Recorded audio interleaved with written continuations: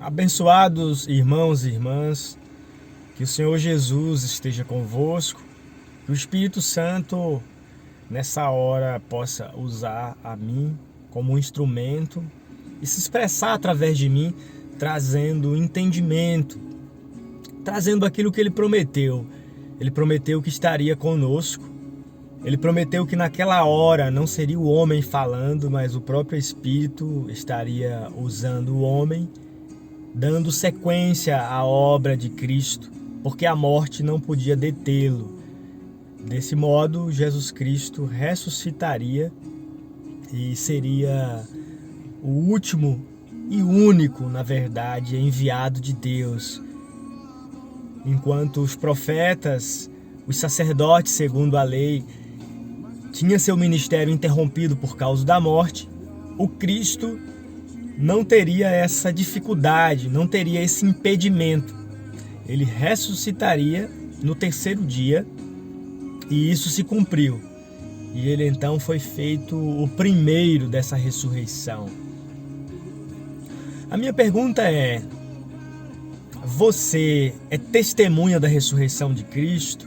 Eu sou testemunha da ressurreição de Cristo? Eu vi a Jesus ressuscitado?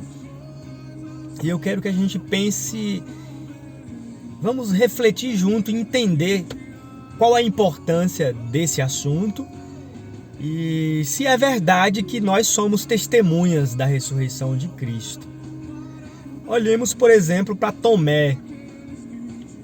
Tomé declarou com sua própria boca que não creria se ele não visse com os próprios olhos, e mais que isso, ele precisava tocar, colocar o dedo nas chagas e no lado aonde foi furado.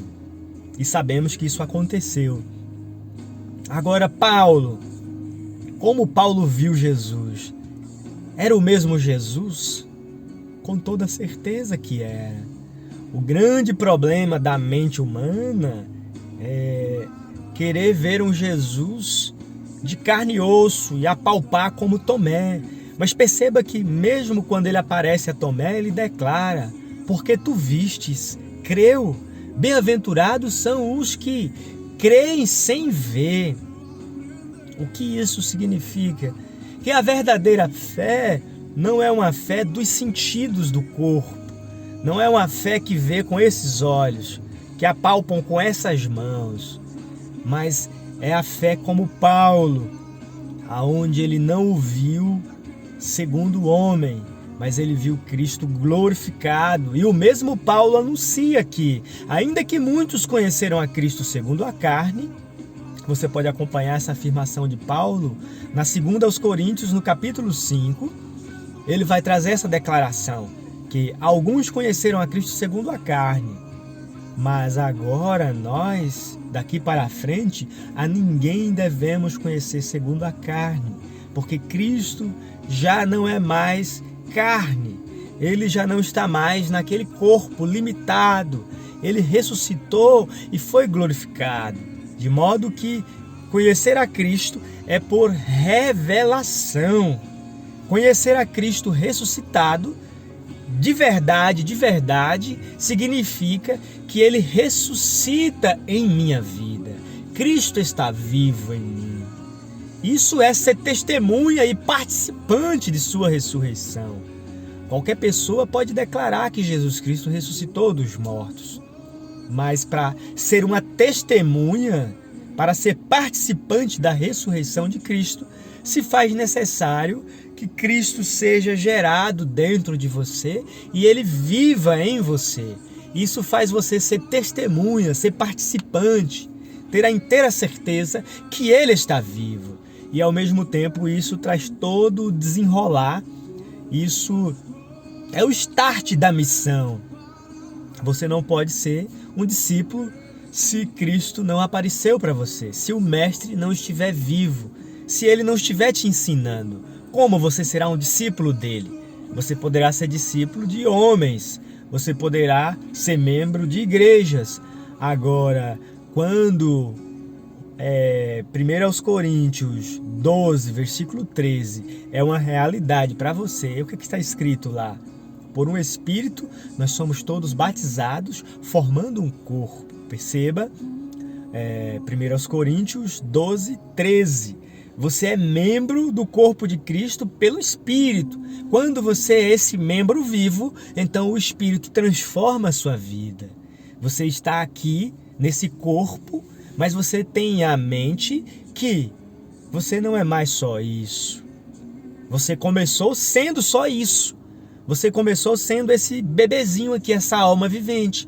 Mas chegou um dado momento onde ele se apresenta a você e você ouviu sua voz. E ao ouvir essa voz, esse processo da regeneração se inicia. E então chegará um dado momento onde esse novo homem vai tomar o domínio. Porque foi para isso que ele veio. Ele veio para vencer. Não é você que vence, mas é Cristo gerado em você. Enquanto ele está sendo só gerado, então há dores de parto, há uma luta constante. E na maioria das vezes, ou melhor, em todas as vezes, a carne vencerá, porque está sendo ainda o processo de Romanos 7. Você está preso, tendo o conhecimento do Senhor, mas ainda sendo algo muito mental, a presença de Deus ainda somente de forma mental. Você ainda não sofreu a transformação. O parto ainda não se deu.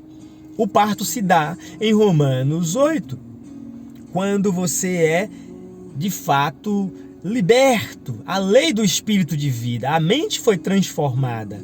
E a mente transformada promoverá sentimentos e ações que corroboram, que confirmam. Não somente eu vivo, mas também eu ando em espírito. Não somente Cristo foi crucificado, mas agora esse mesmo Cristo que vive em mim está crucificado para o mundo. De modo que não vivo eu, mas Cristo vive em mim. Isso não quer dizer que eu não vou cometer falhas, porque eu ainda estou em carne. E esse novo homem, ele não nasce vestido da glória. É necessário despir-se desse corpo do pecado para vestir-se da imortalidade. Por isso que enquanto estivermos aqui, estamos numa peregrinação, porque a nossa habitação não é da terra. A habitação da terra pertence a esse velho homem. Ele está confortável e habitado nesse corpo mortal, este tabernáculo da morte, que quem ainda não compreendeu isso chama de vida. Mas isso não é vida. Isso é uma herança adâmica. A morte que todos se assustam, ela está aqui.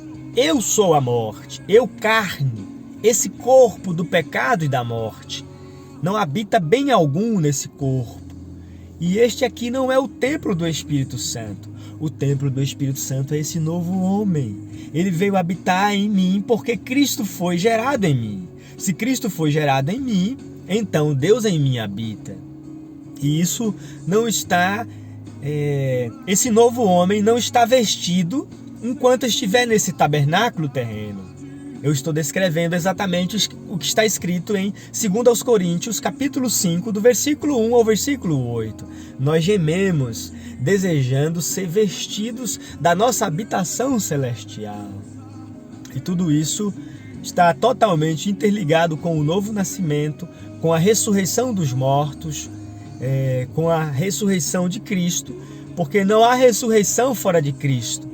Ele foi feito a primícia dos que dormem. Ele então ressuscitou primeiro. E todos os que são de Cristo estão ressuscitados nele.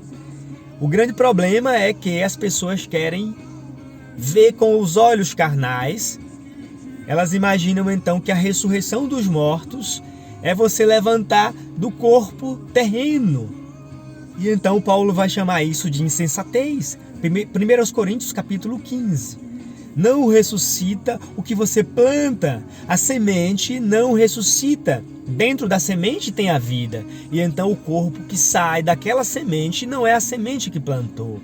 Assim nós não somos ressuscitados fisicamente. A ressurreição em Cristo é em glória. Todos que cremos já estamos ressuscitados em Cristo, assentados em lugares celestiais.